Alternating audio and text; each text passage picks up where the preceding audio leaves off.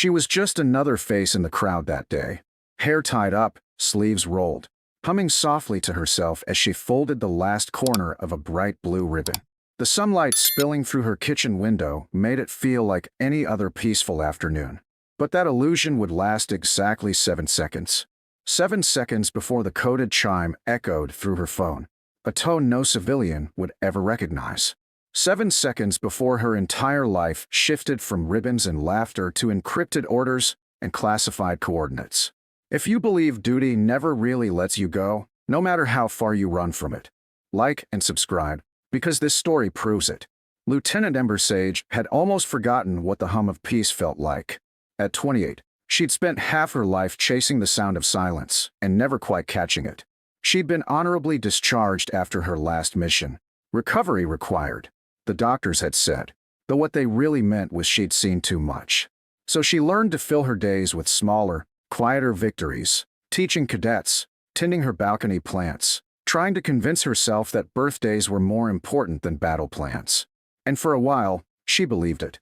She really did. That's why the table in front of her looked more like a child's dream than a soldier's life. Wrapping paper patterned with stars, a tiny model plane she'd spent hours painting for her brother's 10th birthday, and a card that simply read, "Fly higher than I ever could." The first buzz of her phone made her glance over casually. The second one made her hand still mid-bow. By the third, the light in the room seemed to change. Cooler, sharper, like the air itself remembered who she used to be. She wiped her hands on a towel, reached for the device, and there it was, the emblem. A blood-red insignia overlaying a black screen. One word flashing, Redline. Then the encrypted message beneath it, Lieutenant Sage. Immediate recall. Secure channel briefing. 1800 hours. Behind her, 2 cadets she'd been mentoring that afternoon froze in place. They were 19, barely old enough to shave, and they looked at her the way rookies always did when the curtain between training and reality suddenly tears. One of them whispered, "Redline? That's an active mission, right?" The other added softly, "But she's not even on active duty." Ember turned slowly, her expression unreadable. The ribbons and wrapping paper still fluttered on the table beside her, mocking the stillness that had taken over the room. She tucked her phone into her pocket, straightened, and for a moment, the sunlight caught the silver chain around her neck, the one she hadn't taken off since her last deployment. Dog tags, polished so often they gleamed like new. Her mind moved faster than her heart wanted to. Redline briefing meant reactivation, no notice, full clearance. It meant someone out there had triggered a failsafe. It meant whatever was coming was bigger than politics, bigger than borders, maybe even bigger than her. She'd always known this might happen one day, because people like her didn't really retire.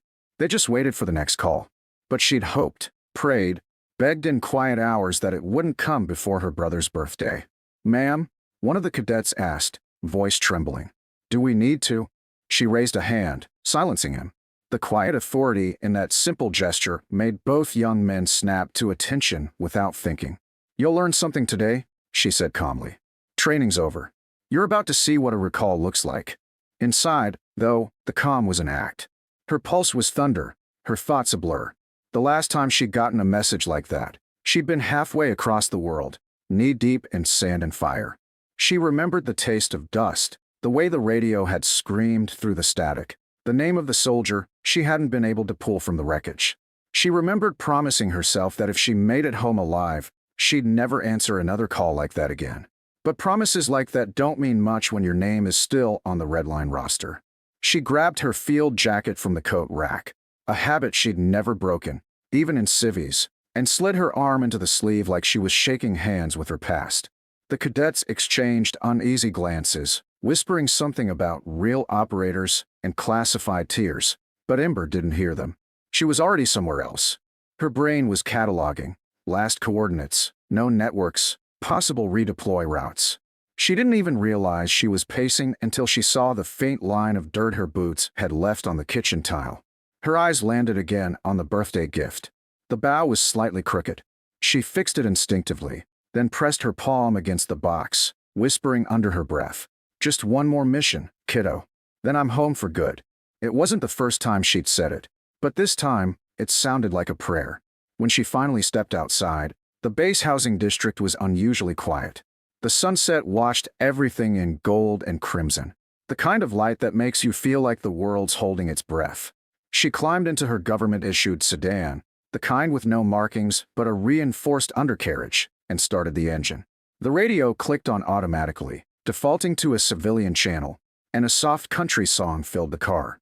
She let it play for a moment before muting it. Silence, again. The kind that wasn't peaceful, just heavy. The drive to headquarters was muscle memory.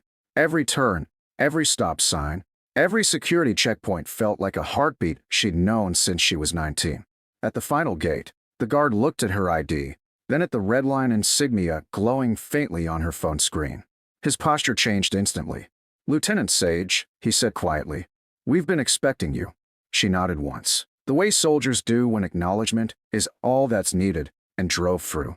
As the heavy gates closed behind her, she couldn't help but think of the cadets she'd left in her living room. They'd probably still be standing there, staring at the table, at the unfinished card that read, "Fly higher than I ever could." Maybe one of them would finish the ribbon for her. Maybe they'd understand one day what that look in her eyes meant.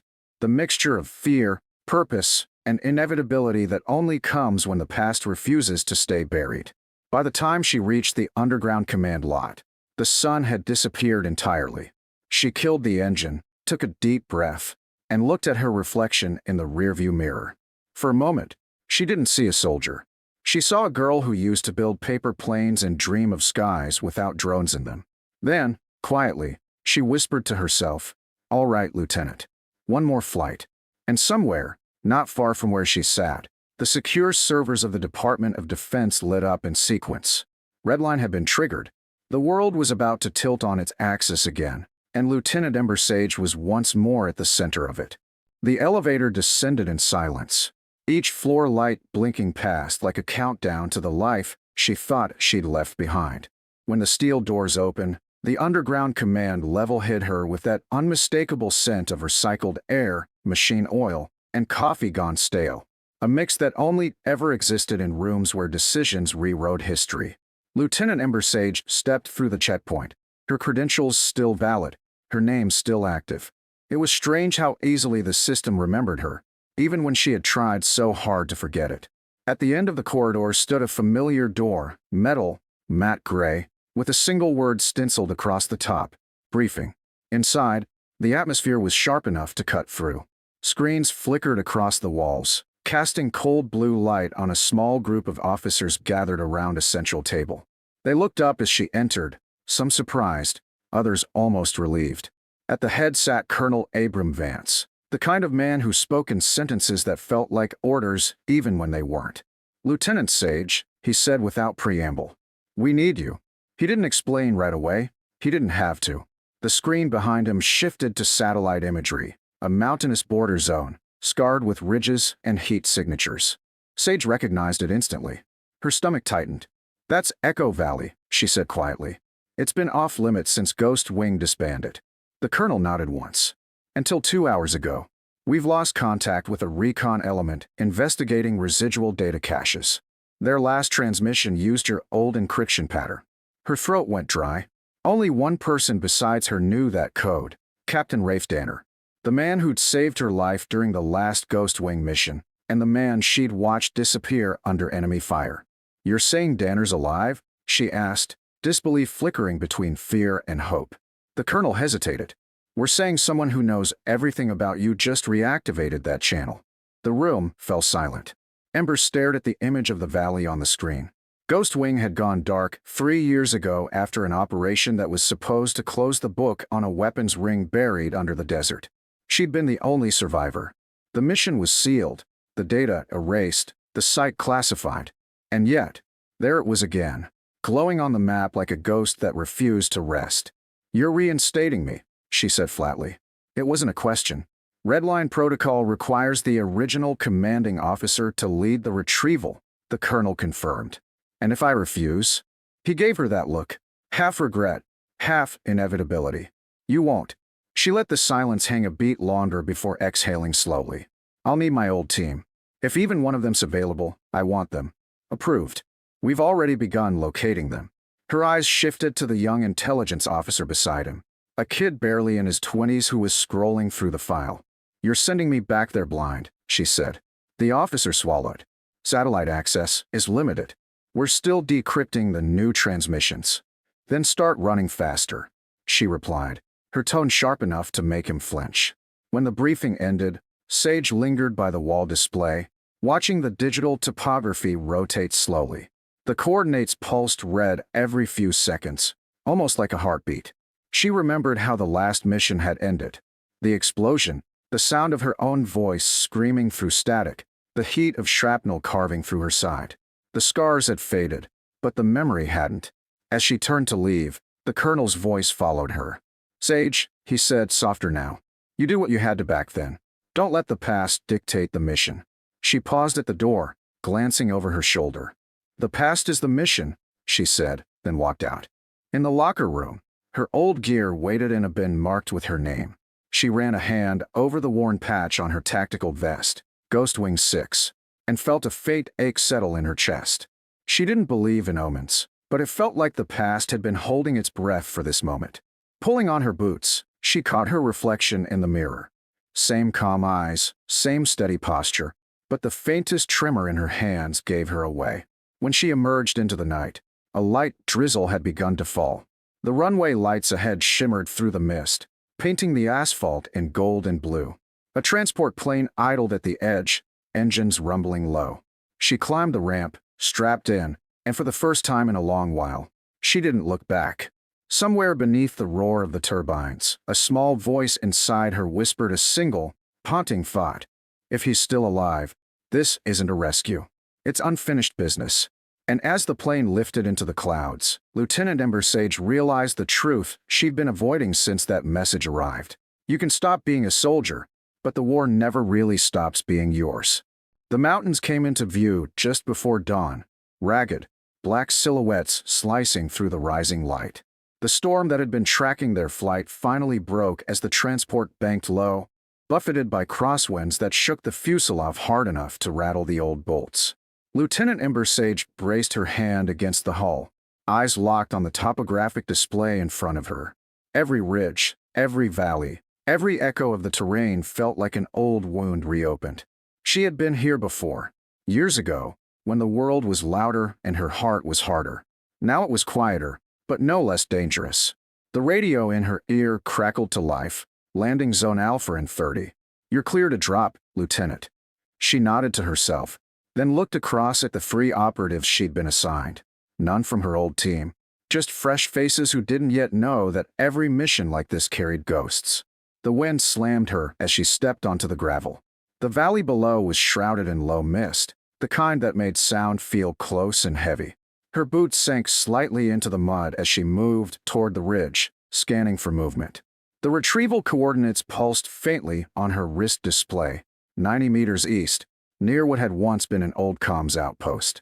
They advanced in silence, the only sound the crunch of rock and the faint click of safety catches on their rifles. Then, from the fog ahead, came the sound of static, soft at first, then rising like a voice trying to remember how to speak. "Sage? That you?" She froze. It wasn't possible. The voice was hoarse, distorted, but unmistakable. Captain Rafe Danner. He'd been declared Kia. Her heart clenched, not from fear, but from something sharper, recognition mixed with regret. She motioned for the others to hold position and moved forward alone. "Danner," she said into her mic. "If this is real, confirm your code." There was a pause. Then, 7-4 Delta. Blue Dawn. It was him. Only the two of them had known that passphrase. The fog thinned enough to reveal the old comms tower, half collapsed and half buried under rockslide debris. And there he was, leaner, dirt-streaked, eyes hollow but burning with life. "Took you long enough," he muttered as she approached. For a second, all the years between them vanished. Then he handed her a data drive, edges cracked but still operational. "You need to get this out," he said. "They're coming." Before she could ask who, gunfire erupted from the ridgeline. The echo bounced off the cliffs, magnified until it sounded like thunder. Her team dropped into formation instantly. Sage dragged Danner behind cover, firing back in controlled bursts. Whoever they were fighting knew the terrain. They were boxed in within minutes. The comms were jammed. Reinforcements weren't an option. She caught Danner's eye and saw the silent understanding there. It was just like before. The same valley, the same ambush, the same impossible odds. When her ammo count hit single digits, she reached for her last flare. "We in this now," she said. "Get ready to move." The sky split open as the flare burst high above them, painting the fog in red fire. Her team surged forward under the cover of smoke, pushing through the attacker's flank. It was brutal, close, chaotic. And yet, through it all, Sage moved with precision, a calm rhythm honed by years of doing the impossible. By the time the smoke cleared, the gunfire had faded into the distance.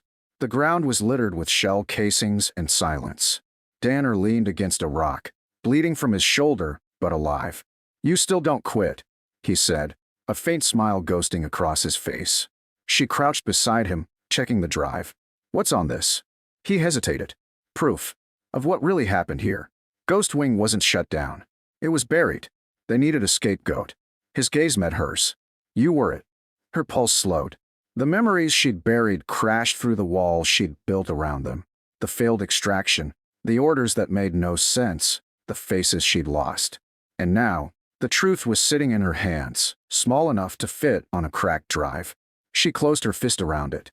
"Then we finish this," she said quietly. Extraction arrived hours later, 2 helicopters cutting through the storm clouds like silver blades. As the medics lifted Danner aboard, he caught her wrist and pressed something into her palm.